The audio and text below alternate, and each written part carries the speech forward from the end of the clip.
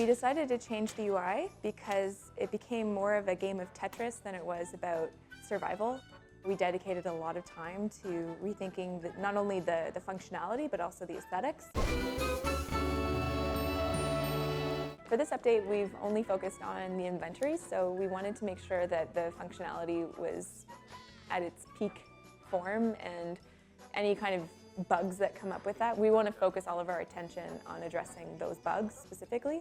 So previously, the inventory screen would have a grid on it, which you would have to try and slot different items in. Part of a survival game is working out what you want to carry as a player, whether you want to carry this item over here or a bunch of these items. Switching to a weight system makes it a lot easier for us to still show nice looking items on the inventory screen, but the trade-off is all in weight, so it's just a number figure which can be represented a lot easier than in a number of squares in a grid.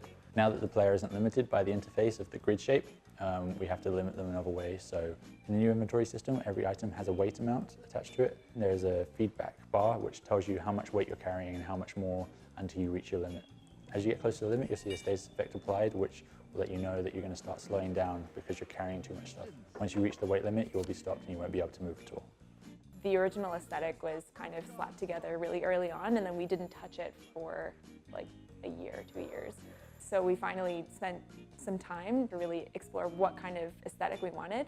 I did a lot of research on just pamphlets and books and all kinds of things from the 60s that I thought would be really appropriate. You want something that's flashy and you want something that's really fun to interact with, especially since you spend so much time in our game using the UI. Like, you want it to feel really satisfying when you click a button that an action is happening, and then you can resume, you know, punching wellies and stuff. To cheer you up.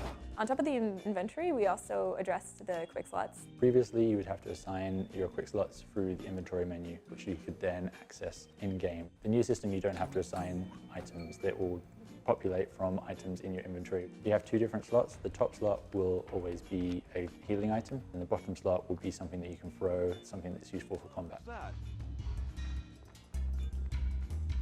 Someone there?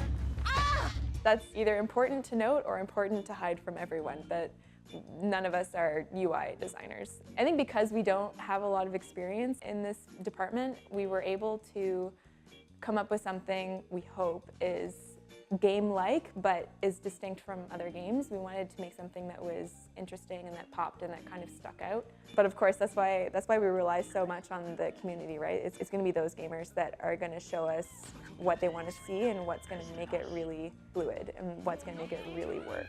And it's definitely an improvement from the first system. So we listened. Tetris is a different game. It's not part of this game.